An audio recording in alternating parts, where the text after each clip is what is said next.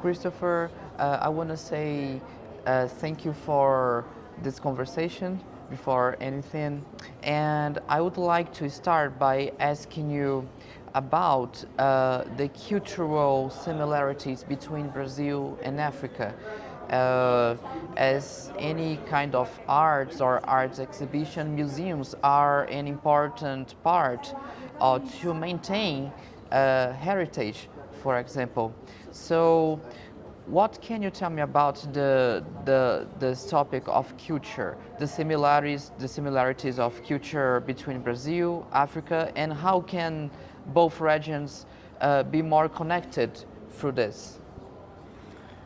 Well, I think my identification of some of those similarities came on a visit I had in Salvador Bahia some time ago, some years ago, for the festival, the carnival.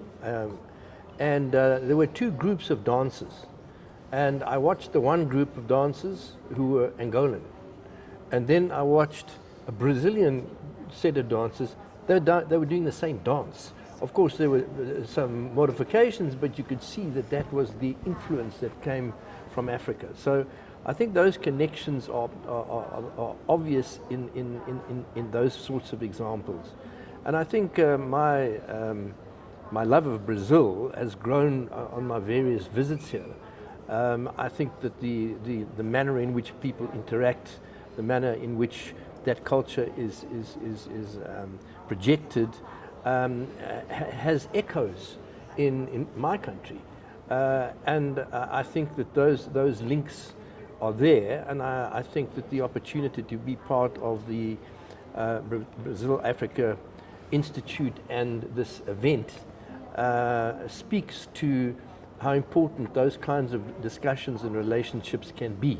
So I'm delighted to be back here to speak here at the forum today, but also to the project that we are about to commence. And what about the Nelson Mandela exhibition? Can you tell something like how did the idea came up in your mind, and how has been so far with the exhibition? Well, there's the next story. I am the founding director of the Apartheid Museum in Johannesburg, and another site which is on the eastern side of the country, where Nelson Mandela was arrested before spending 27 years in jail. I developed a museum there, and with a big sculpture which has become internationally known. People are familiar with this face of Mandela that appears from the poles and when you come at a particular place. And Professor João Boscomonte was at a BRICS conference in Durban some years ago. And I was phoned and they said there are some delegates that would like to come and see this Nelson Mandela capture site. And Professor Boscomonte was one of them. Some weeks, months or so later, I received an email from him to say he would like to talk to me about the possibility of bringing an exhibition of Mandela here to Brazil.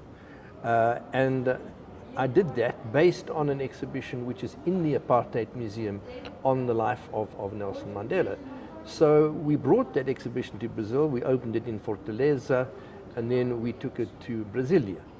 And some years have passed, and I got another phone call from Professor Boscomonte saying, Christopher, how about another exhibition?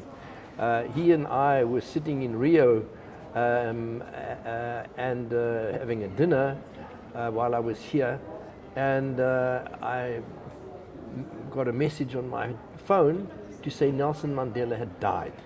And we were obviously sad about that, but he said it's now 10 years since you and I were sitting in that restaurant in Rio. Why don't we do another exhibition? So my response was to say that's fine, but I don't want to do the same exhibition. I want to do something different. So what we're working on is an exhibition which traces the life of Mandela, but more it traces his contribution to society, what he did, reconciliation, how he approached the transition from 27 years in jail to being the president of our country. And but when he retired, he said, it is in your hands now, and particularly talking to the youth. So we want him to do the exhibition. It's in your hands now. Now, also to bring to the attention of the youth who Mandela was, what he represented, and why he was considered to be an icon in the world. Because many people, oh yeah, Mandela, even my country, the youth, they know about Mandela, but they don't really know. They don't really understand what he managed to do in creating a new society. So we want to bring that exhibition back to Brazil and show it in various cities in Brazil. So the exhibition, may I say, is one of course, one of the goals with the exhibition is to show at least something about the important parts of the Mandela's story and legacy. Correct. Yes, And correct. what he brought into that very difficult process of negotiation, how he dealt with the negotiation, reconciliation, forgiveness, many attributes which he brought to manage that transition, and they are valid today in a world which is going crazy. The conflict that we see every day, we need to bring to the youth and say, listen, the future's in your hands. It's for you to make it work. What about listening to what these messages were, Yes. which Mandela used very successfully to transform South Africa? All right. And what about the Brazil-Africa Forum from this year? Do you have what like opinions or perspectives about the conversations and dialogue that has been raised in these 2 days? Yeah, well, you know, I'm amazed at the range of topics. And of course, you know, it's about development and so on. But how all of those topics are brought together in one place, a mixture of all sorts of things. I'm speaking in a few moments about culture and how that can be part of development. And then, of course, you know, it's mining and it's engineering and it's technical, it's financial, but culture is also part of this.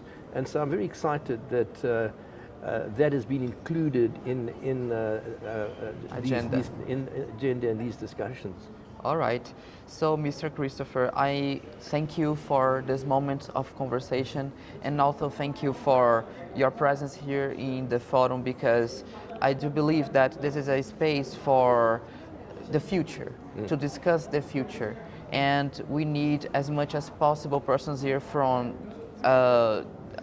all areas possible to discuss. Yeah. Yes, thank you so much. It's a great pleasure.